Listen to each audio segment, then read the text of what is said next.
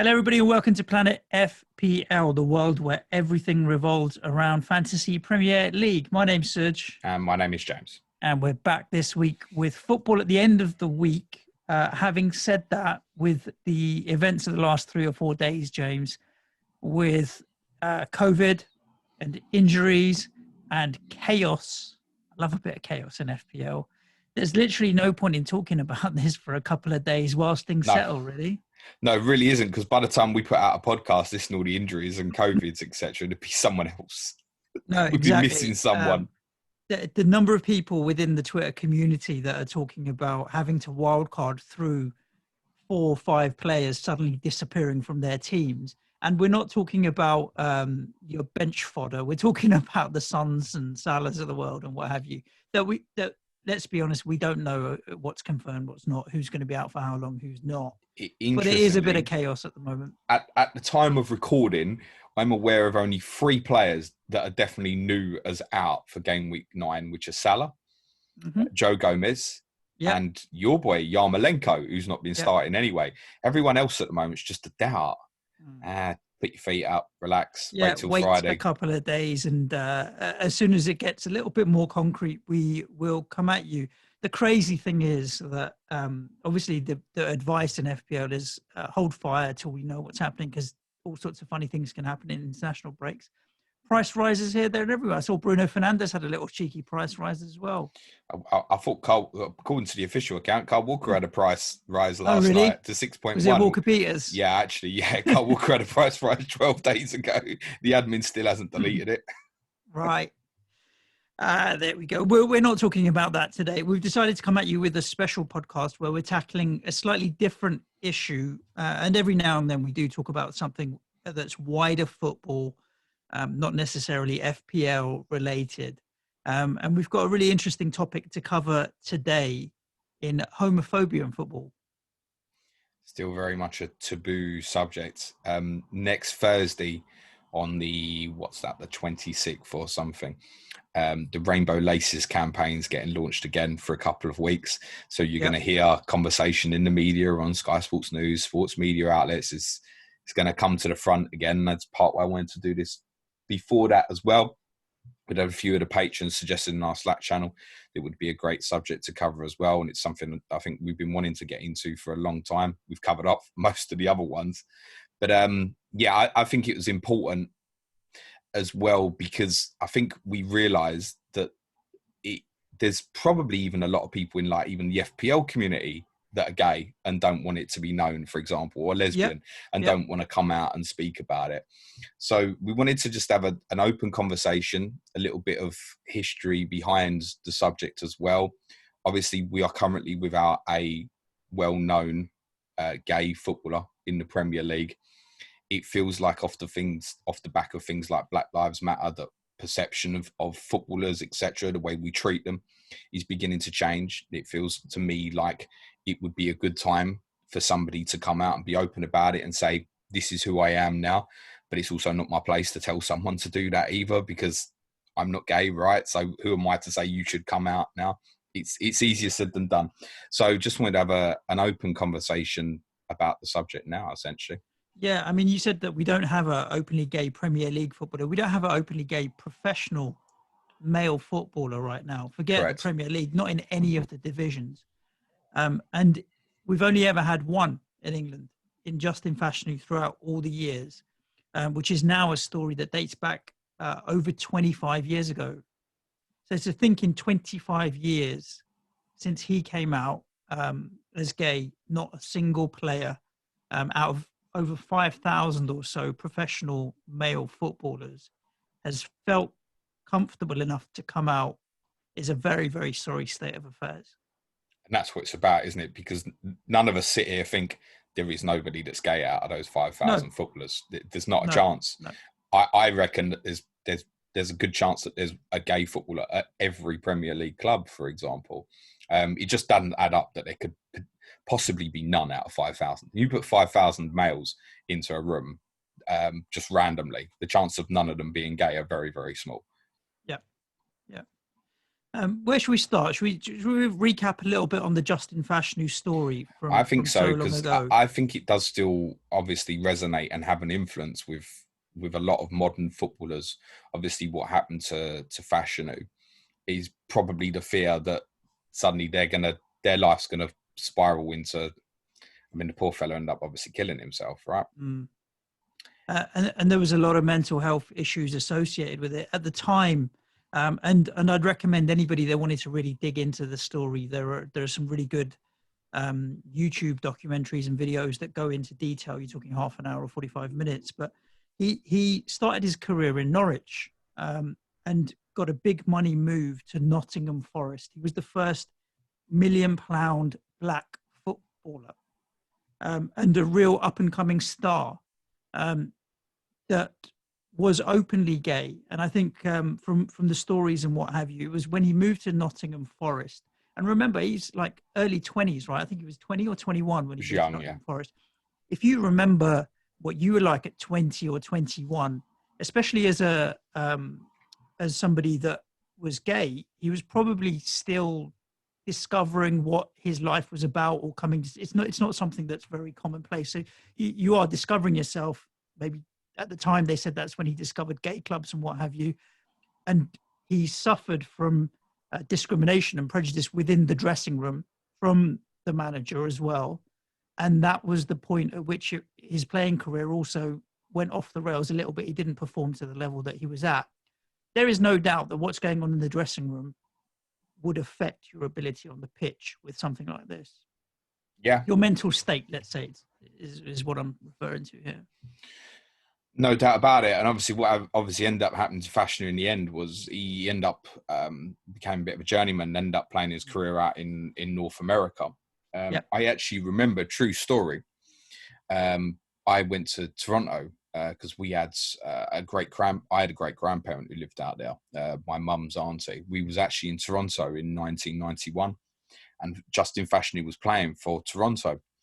And all I knew was he was the shit version of John, right? Because I knew Justin was a better player than John, really, looking back in hindsight. But at the time, I knew John Fashanu from Wimbledon. I don't know if he might have even been doing Gladiators by then. Possibly. Must have been coming up to roundabouts that time.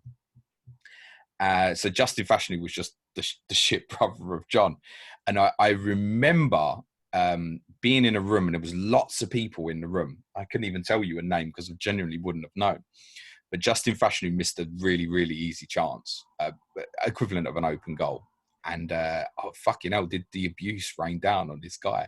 And homophobic abuse? No, okay. No, not at all. Just how shit he was. But I don't know if that was a byproduct of the fact that he was known as gay then or not. I don't know. Do you know what I mean? Like, it's just undercurrent because, he's gay. I'm going to target him for abuse straight away because he's missed a chance or something. Yeah. And there is a difference between, I mean, he was known as being a gay footballer versus when he actually came out with the tabloids and what have you, which he actually came out with the story to avoid the story being leaked, which tells its own story. Now, looking back at the time, for those that want to, Amal Fashanu, his niece, did the program about 9 years ago now, going back into trying to understand more about homophobia in football. And the lack of acceptance then was really interesting. I mean, from my understanding, Brian Clough refers to Justin as a puff in his autobiography. And you had the captain of the team at the time did an interview, just kind of brushing it off as it was calling someone gay or calling someone a puff is just another term for a homosexual, and there's nothing in it. And you're like, hang on a second. Now, we're not talking about 50 years ago. This is 15, 20 years ago that you're referring to these kind of opinions. And then you layer on top of that, John offered his brother money not to come out. Yeah. Because he knew the impact that it would have in the media and how much part of you can say, hang on a second, that's a really bad thing to do. The reason he did it was because he knew the abuse that his brother was going to suffer. So I don't think it was a case of he was ashamed necessarily maybe to have a gay brother, but maybe that could be part of it. It was a case of he knew the abuse he was going to get. he also came out, John, and said after, I think quite recently, what year was it Justin hanged himself? Was it in the 90s, early 90s? I think, was it 94 or 98? It was in the 90s anyway, wasn't it? But John said, like, recently, towards the start of the decade that's just gone, that he said that Justin just did it for attention. All those years later in an interview. I don't know why you would then come out and, like, 15 years later, it's a little bit odd. I don't know if he wanted to disassociate from it, or I don't know. I don't know the right answers to that.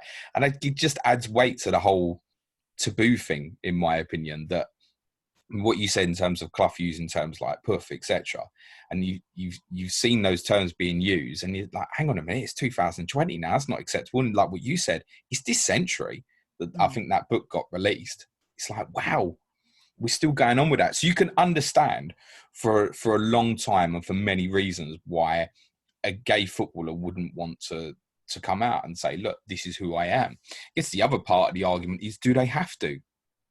What's to say that do they have to? One of the things I would argue is that I think back to, like, my childhood, and I said quite a number of pods ago, in terms of, I never heard direct racism to a black person in school. I never heard black this or that or anything like that.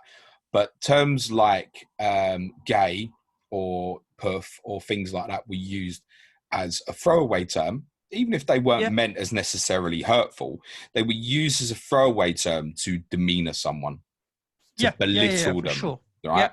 And that's the consequence of what we're talking about here, is saying, no, it's not acceptable to be using these terms in an attempt to belittle someone. We didn't know what we were saying as kids. I'm not going to pretend I never said that sort of thing when I was 11 or 12. I got called it a lot because I was a little dude, right?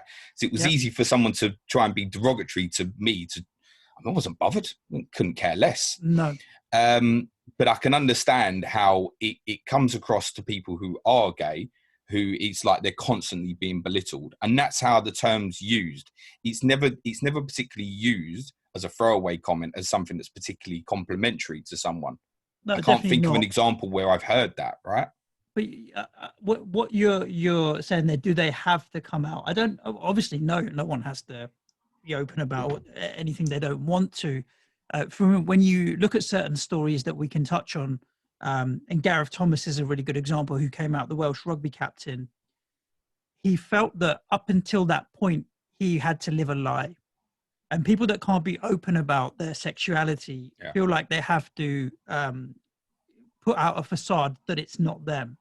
And that, I think, is not acceptable. So at that point, people should be allowed to be themselves. If they don't feel comfortable saying that they're gay, then that's fine. But they shouldn't feel like they don't have the right to, or will get belittled because of it.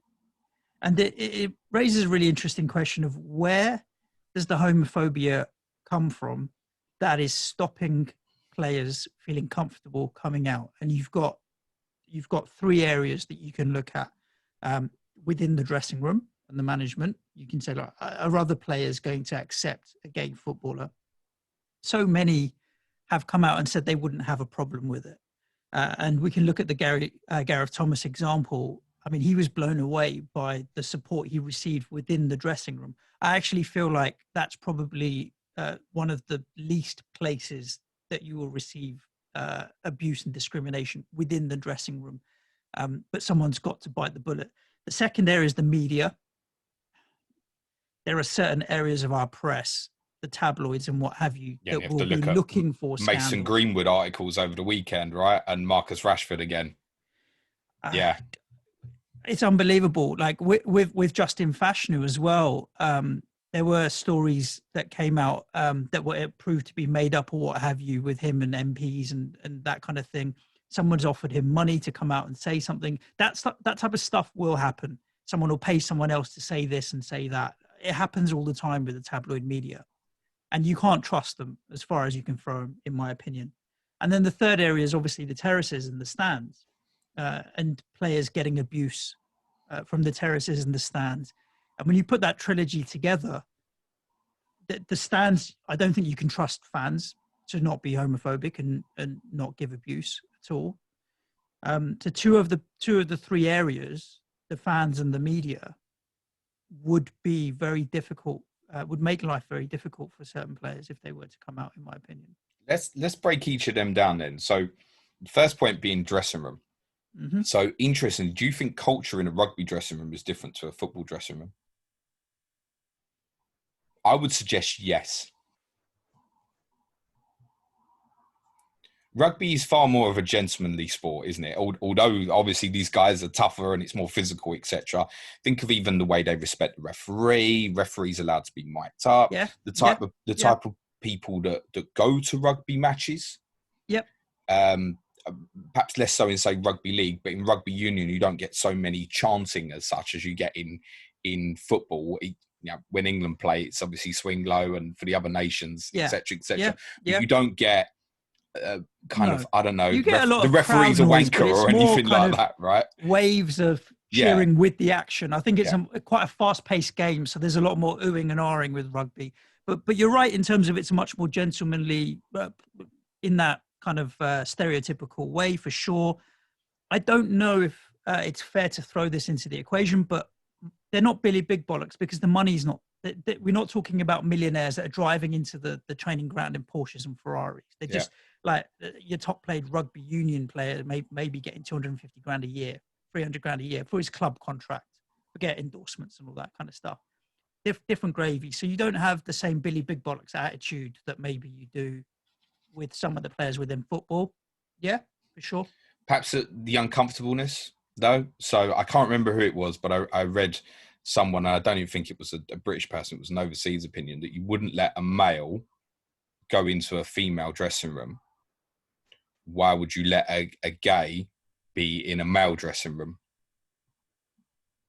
Now, I wouldn't have a problem with it. I don't think you'd have a problem with it. I don't think 90% of footballers would. But you also have to bear in mind that obviously in terms of the Premier League, etc., how many different cultures have you got within one dressing room? I mean, you could go into one Premier League dressing room. You might have 17, 18 different nationalities represented, for example, right? Yep.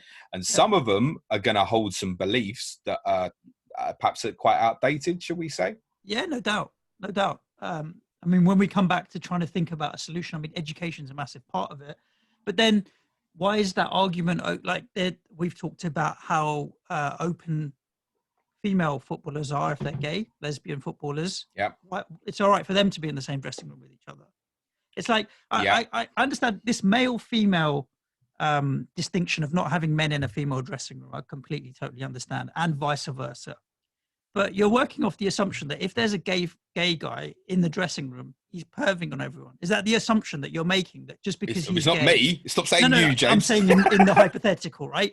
I'm like, hang on a second. Just because somebody's gay does not mean that he's looking at every man thinking, correct, I want to get with this guy. Like, that's just an absurd. There are hundreds of women in the world, millions of women in the world. I don't look at every woman as a straight guy and think, I fancy her. You just don't. It doesn't work like that. Brains are not wired like that. So it doesn't make sense. Okay. So we think, I think. But I understand people have and make that argument. I don't agree with it. My opinion would be that the majority of dressing rooms, if not all in the Premier League, would be very acceptable. Massively. And I reckon that probably a lot of them already are. I reckon there's probably groups of, there's got to be somewhere in the Premier League dressing room now, a group of 10 or 12 players who know that one of their teammates is gay. Sure. That must be happening, right? Yep. So we presume that it is being accepted? Yep. So I don't believe it's dressing room culture is the problem. I think. Yeah, I agree with you. I think actually if somebody took the plunge, the teammates would come out and stand and support them. In no way. I always...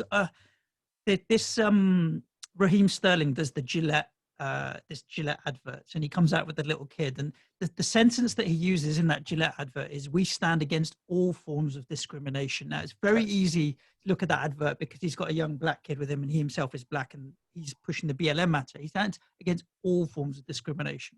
I think all the players would be very strongly supportive of anybody that did come out. I don't think the dressing room is a particular problem, and we've seen it with the rugby culture. Gareth Thomas talks about how his teammates just said, you know what, you're the same guy. That's right. You're the same guy. We're going to go out and we're going to play rugby together. And it was a relief off his shoulders that what happened. So I think from a dressing room point of view and the football community point of view, it won't be a problem. So we think dressing rooms would be all right, generally speaking. Generally speaking, yeah. Okay. There's always going to be an idiot here or there. Media. How do we fix the fucking tabloids in this country, mate?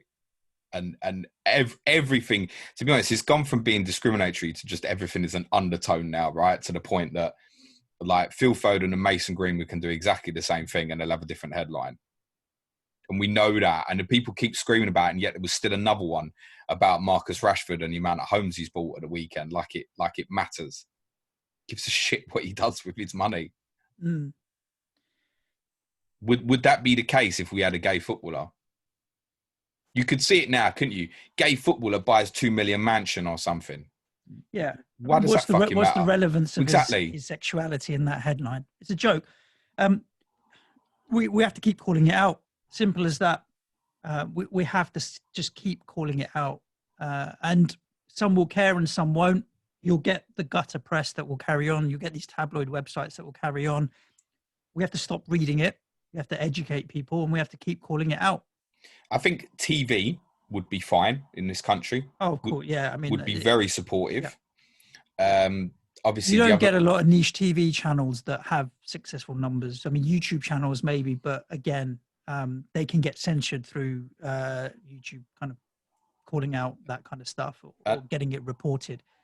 The written press websites is a lot more difficult. The biggest media problem is social media. Yep.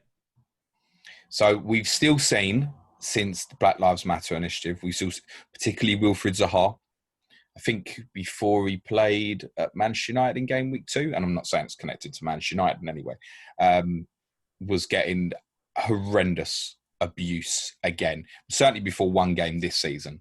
Actually, no, I'll tell you who it was. It was before he played at Villa during the restart. And I think it was people who were so-called Villa fans. They're probably not really Villa fans. No. It went way too far. That's when it was. And it's like, hang on a minute, you've been listening to anybody. So how do we stop the social media? Because it's inevitable. If a footballer comes out as gay, they are going to get targeted for social media abuse, or they'd probably be better off shutting their social media account. Now, that's not right, is it? No, they shouldn't have to. The main platforms where interaction happens at a certain level will be Instagram and Twitter, without a doubt.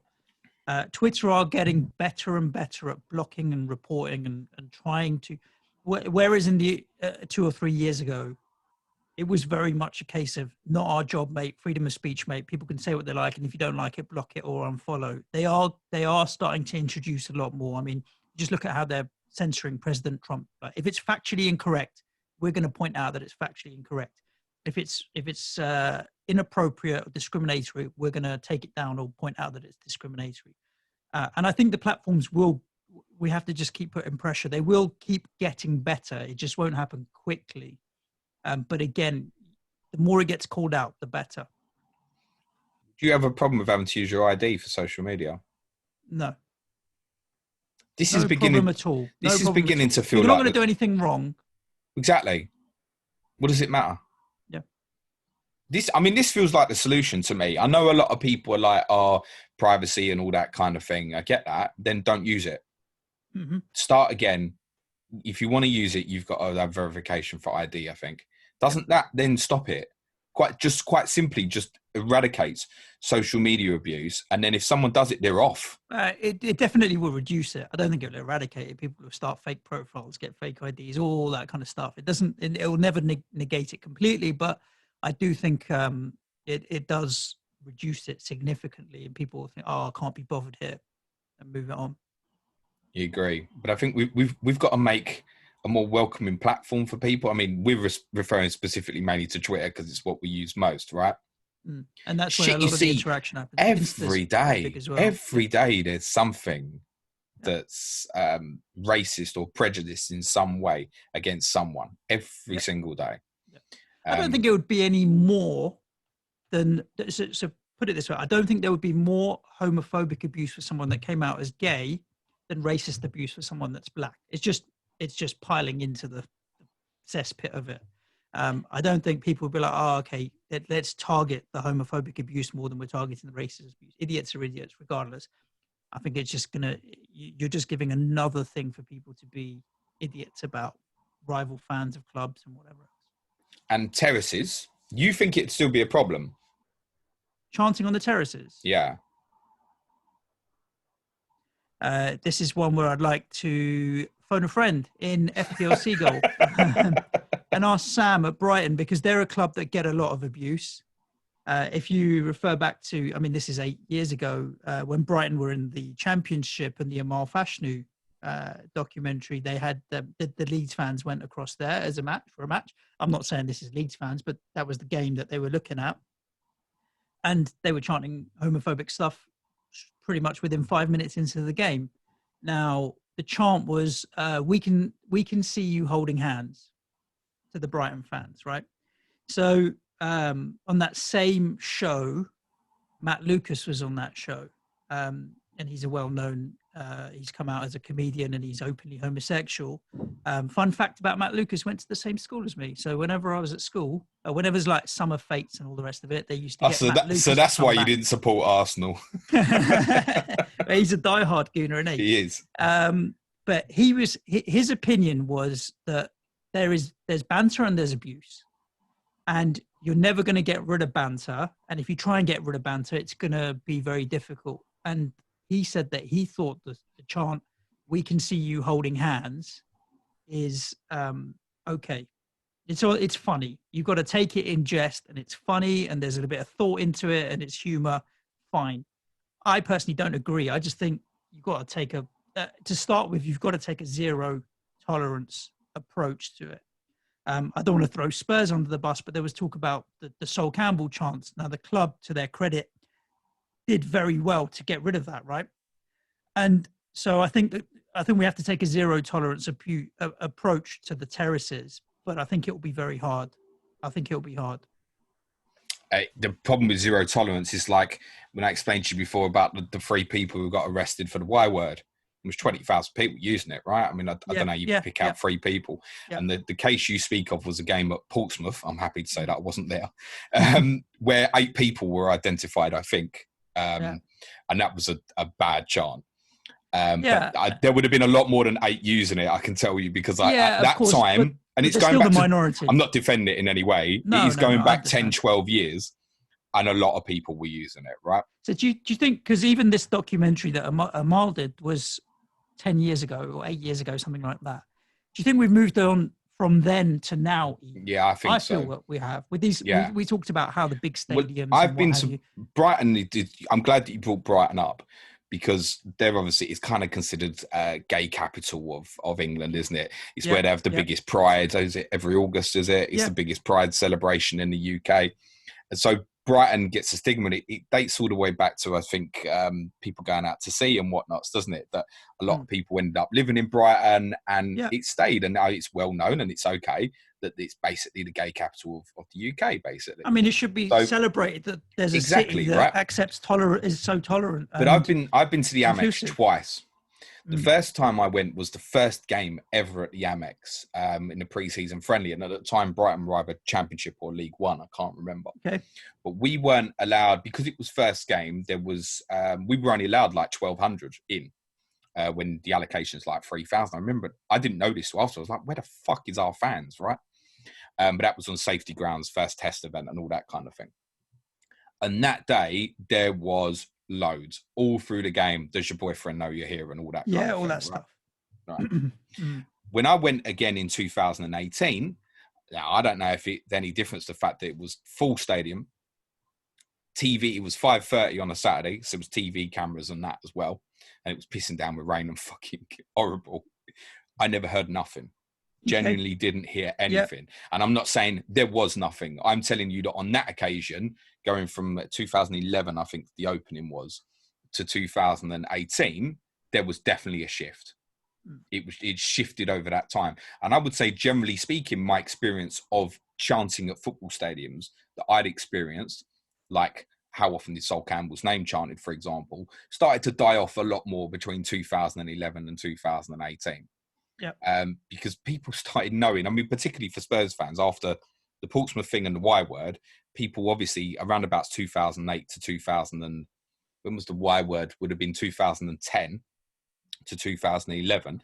After that, Tottenham fans have just become very conscious of things that they were singing.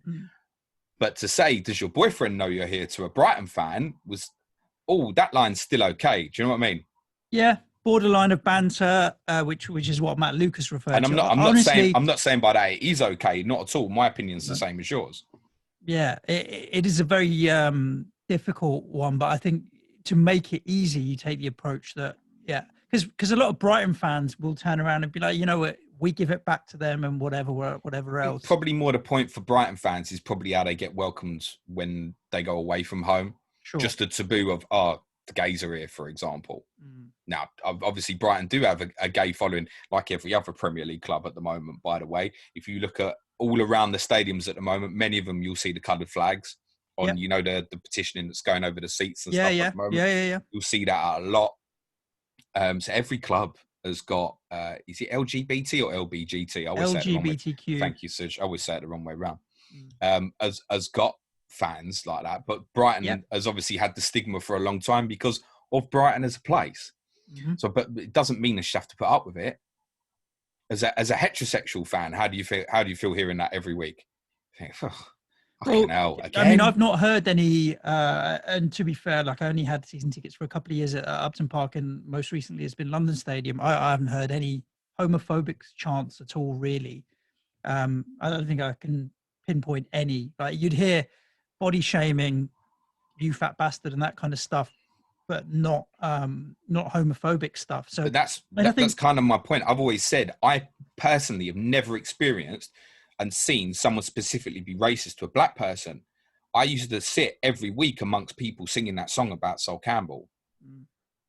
So, and I think home fans or your own fans you'd hope protect a player in that way with chance if they're I'm certain of it. So I think that's where a certain responsibility is. We come together and just think about the shoe on the other foot. Inevitably, in every ground, you're going to get a few idiots, unfortunately. This is very, very difficult, but until someone somewhere takes the plunge and comes out, we're not going to know how this unfolds. All we can do at the moment is pave the way for them to feel comfortable that they can. But when you still hear people on interviews saying that they don't think there are, like I've seen it with a number of people thinking and saying they don't think there's any gay footballers. You get some people that are very open-minded and say, we know there are. I know 15 myself or whatever else, not me personally, but people will say, I know actively open gay footballers. You'll get people from the same generation, same era saying, I don't think there are any. Like, what logic are you using to say that you don't think there are any? And just by saying you don't think there are any, you're closing the door for someone to come out a little bit more. You're creating that environment where it's not comfortable enough for people to come out. The thought of how backwards a sport must be in 2020 for no one to like. It's ridiculous. There's so many things that we can talk openly about in terms of racism and other stuff like that. Yeah. It just is a comfortable conversation to have, whereas homosexuality in football is just swept under the carpet. Well, it's going to be really interesting to see over the next 3 weeks or so, because I believe, as I said, this campaign's starting up again, Rainbow Laces, next week. Be interesting to see, off the back of, obviously, let's say, be honest, the successes of the Black Lives Matter movement, if people now treat this a little bit more seriously as well, right? So if we go back decades, right, for Viv Anderson, it was fucking hard being an England international.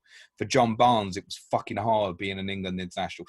And look how we think now about the Raheem Sterlings and Marcus Rashfords. We're actually very protective of these guys now, I think, generally speaking, as a nation. That's how it feels now. Whereas these guys, even wearing the shirt 25, 30 years ago, were vilified. I mean, John Barnes, you only have to go back to that San Marino game in 1993. You can't believe that's in the middle of the Premier League era, the racist abuse that he was receiving from his own fans. I just feel like we've moved on so much as football fans and know the line of like what's acceptable and what's not. Even if the vast majority, even if you're sitting there and you're thinking, I don't really want a gay footballer. If for whatever reason that is your opinion, I still don't believe you are going to throw any abuse out now. I really think culturally, football is in such a good place now, off the back of a lot of what's happened this year, in a fairly disastrous year for everybody. There is some good that's come out of it. I went to bring up, obviously, Les Ferdinand's comments about him believing that the taking of the knee should stop. And I'm not... Go on, you're going to say something. I was going to let me chuck in one point, and then we can move on to Les Ferdinand in terms of the acceptance of players. One thing that I have heard said by people that have been asked, "Would you be all right with a gay footballer at your club?" And the same thing applies to the Barnes situation and black players. Is if he's doing the business on the pitch, I don't care if he's gay or not. And quite often that if he's doing the business, if he's playing what if well, he's not? what if he's not? Like, why does if he's putting in 100% effort, I don't care if he's gay or not. But if he doesn't, it does matter. That phrase in itself, I think it's a really bad term. But then I think put it like this: let's say you've got a player in your team who's not pulling his weight, he's going to get some abuse, right? Yes. Now the argument to that is the discriminatory factors. No, but that's race part of the point, gender, right? Sexuality. I don't think if a gay player wasn't putting in the effort, I don't think he'd want to be treated any different to his mate who also wasn't putting in the effort. So it does go both ways. You wouldn't want to then be, we can't give him abuse because he's gay. That's just the reverse. But just don't make it gay. It's just as bad. Yeah. No, look, that's the point. Treat everyone the same. And I think that's all that comment is meant to say. Yeah, I understand it. If he's working hard, we don't give a fuck. If he isn't working hard, whether he's gay or straight, he's getting abused. He's going to get abused. It's the terminology is not particularly great. And but I think that's the mentality of what's meant by that is if he's part of the team, I don't care. I get that. But eradicating phrases and language like that is what we need to do to create a culture where someone feels comfortable to come out, because it's really what we need to do in an environment where it happens. Because I'm very hopeful that when it does happen, because it will, that it's adopted in the same way that the Gareth Thomas situation was rolled out, because I think that was handled well with class, and the net outcome was actually, it's all right. Like, I think there was a little bit. I would be happy if people were shocked with how accepting football was, because it means that it would be brilliant if we could get to that point. Yeah. I know personally that if a Tottenham player came out as gay and we were allowed in the stadiums and the stadium was full, that the support for that person, no matter if it was Harry Kane or reserve goalkeeper or whomever, would be massive. I'm absolutely certain of it. Now, again, I don't know, and if you and I still have, because we live in London and we used to live in diversity, if we're blinkered to what it might be in other areas of the country, I don't know. I can't answer that. Yeah. All I can say is that I know that at my club, I bloody hope so anyway, that if one of our players was gay, the support would be unbelievable, as in their name will get chanted all through a game. Yeah. To show them that like we love them and it's okay. Fine. Yeah, exactly. You're accepted, and just do your best for sure. Talk about Les Ferdinand, because you mentioned obviously that he said that he feels that we should stop taking the knee in respect to the Black Lives Matter movement. The reason I feel it's important that we carry on, and I'm not saying we should do it forever. I realise that there's a lot of people like, messages being lost. But I feel we should probably carry on until we get football fans back into stadiums, at least. And I think the message, one of Les Ferdinand's comments, and Les Ferdinand, I don't doubt, received racist abuse as a very popular black English footballer. He played and scored in that San Marino game that John Barnes would have played in, by the way. I don't doubt that he received abuse. So not for me to say that he shouldn't have that opinion or anything like that. But he said, well, what's changed? And my kind of thought is, well, what do you expect from football in 6 months? There's been no fans in the ground, so we can't know what do you expect? And I realise things like Greg Clark the other day, bringing everyone back down. You're thinking, you fucking dinosaur, mate. He's not helping. But generally speaking, football needs to be given a chance to show that it's changed in this country.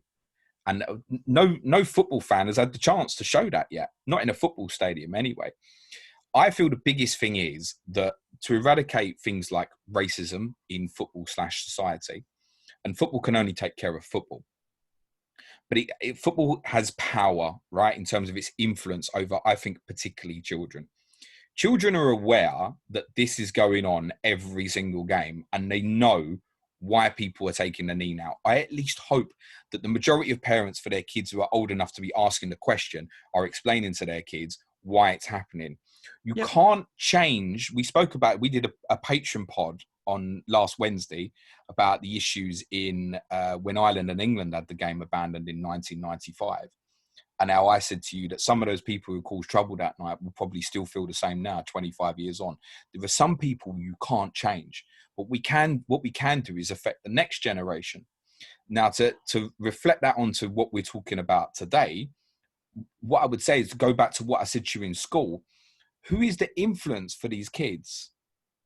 To kids who are at like 11 or 12 and realize that their sexuality is drawn to people of the same sex. Who's their influence to aspire to within football to go, oh, well, my hero's like that? Or do you know what I mean? There's a lot of, we've spoken about Rashford and Sterling and their influence as heroes now, right? To a lot of these people who feel like they've got a voice. So for a lot of gay kids, for example, they're like, well, where's my hero? And that's, I think, is the biggest reason why I'd love someone to come out. And perhaps the solution is that we're pretty sure there's more than one or two gay footballers in the Premier League, that maybe they just need to get 5 or 6 of them all go together. We all are. Yeah. I don't know if that's the solution, rather than it being the pressure of one, because it doesn't matter if someone says it on a Saturday and then another player says it on the Sunday. The guy on the Saturday is still going to be the first one, and he's going to carry that weight of pressure forever. And I understand not wanting to be that person. It's gonna be life-changing for them. It's gonna have positives and negatives. One silly comment I've heard is, "Oh, imagine all the money they'll make from the media." Listen, most Premier League footballers don't need the money for fucking coming out and saying they're gay, right? It's immaterial. Yeah. And I understand where Les is coming from with that, but yes, so do I. I would counter it with look, Marcus Rashford's been phenomenally successful with his Meals for Children campaign that he's rolled out. I'm sure the Black Lives Matter movement and the profile that it raised for him, even if it's 1%, has helped in its own sort of way. That might be worth it in its own. If we're saying that in 25 years since the last professional footballer was able to openly come out and be gay, and in that time we've had zero movement, then it's not fair to say, well, in the last 6 months we've had zero movement, so let's stop doing it. We're only going to win this battle 1% at a time and 2% at a time. We're not going to be able to pull off a sticky plaster and it's going to be healed in one go. It's just not going to happen. So we can only, and I know there's going to be a lot of people that will find that a sad situation, but it's the reality of the situation. We're not going to be able to sit around a table, come up with a strategy, and within 3 months solve this problem. It's not going to happen. No, one step at a time. It's going to take decades. So exactly. So if getting down on one knee only moves us 1% further towards it, it's 1% more than zero. If wearing rainbow laces moves us 1% further forward, that's fine. It's interesting. My 6-year-old, who's now turning 7, they go to an all-boys school, my boys, and there's 2 boys, twins in the class who have 2 gay dads, which is uncommon. But because of it, he doesn't see it as different in any way, shape, or form. It just is. Some people have 2 dads. Some people have a mum and dad. Some people have 2 mums. And yeah, it's like, yeah, that's normal. That's how it is. 2 of his mates in class were talking about, like, as you do as little kids, they were like, when we go older, we'll be best mates and we'll get married. 2 guys. It's normal. But they don't think any different of it. That's 1 kid. We need that to be 2, and then 4, and then 8, and then 12. And you're right about the role models, because I think that's a massive thing. I don't think there are enough. And the snowball effect of a few people coming out could be phenomenal. I guarantee that there is someone listening to this podcast now who is gay, who probably hasn't come out to a parent or parents Sure. Because they don't know how to, for example, whatever. And I can't sit here and say I've got the answers of how best to approach that. I can't. But it would certainly help if you had people identifying above you as heroes who knew you had, like, Gavin Thomas had with the rugby and that. Football has different power to rugby, though, in my opinion, in terms of how it transcends across the world and stuff, right? Yeah. So there are, as I said, probably within dressing rooms, there are people who probably think it is unacceptable to be gay. That's their beliefs from where they've been brought up, from their backgrounds, etc., etc. And until we have openly gay players, you're never going to eliminate that kind of prejudice and opinion from people until they see it and they know that it's okay, etc. So let's open a can of worms then, James. Let's do that. You talk about the power of football. Couldn't agree with you more. It reaches more countries in the world, more countries play it, etc., etc. So the Saudis want to take over Newcastle United. Oh, wow. There are lots of reasons why it's not allowed, but human rights and all of that kind of stuff is definitely raised as human rights within Saudi Arabia, where actually being homosexual is illegal. Yeah. So we're happy to stop them owning our football clubs, but we're happy to sell them our TV rights. Yeah. How would you feel about the Premier League saying, do you know what? We fundamentally disagree with your stance that homosexuality is illegal, should be illegal, and therefore we're not selling you our TV rights. Do what the hell you want to do. Sure, they're going to pirate it. We know they're going to pirate it. We pirate stuff in our own country. But the Premier League to come out and make the stance that, you know what? You're saying that homosexuality is illegal. We're not selling you our TV rights. How's that? Like, you talk about a powerful statement. It would be massive. Unfortunately, that won't happen. And the reason why that won't happen, like it or not, is the pressure from the 20 Premier League clubs for the money spinning deal that they get from Qatar. That the Premier League clubs do not want to lose that money. It's one of the biggest. That deal from Qatar covers a majority of Asia and quite a lot of North Africa as well, right? So you're going to have 20 Premier League clubs who morally might want to do the right thing, but probably when it comes to it and they think about money, unfortunately, will probably say no, take their money. Unfortunately, that's the reality. If it was just a Premier League choice, then I think, great. Can we all cope with having 20, 30 million less in the bank every year? Yeah. Of course we can. The Premier League clubs are still overpowered financially, like their German, Spanish, Italian counterparts, etc. So can they cope with that loss of revenue? Will it eventually come from somewhere else anyway? Yeah, probably. I know what you're saying about the privacy. It would be an amazing statement. I don't know what the answer is for Newcastle though. I'm just talking. Forget the incoming money. It's just a case of they're happy to take a stance based on something around human rights when it's about that, but not the other way around. I think. I get that. But do you know what? It's difficult. We spoke to Johnny Pringle, our Man City correspondent, about this before, about how does he feel about obviously the accusations, human rights, stuff like that. And he said, "What do you want me to do? Like stop supporting my team? I can't stop supporting my team." That's quite a different. But what I'm saying is that's the position that a lot of Newcastle fans would end up in, right? Yeah.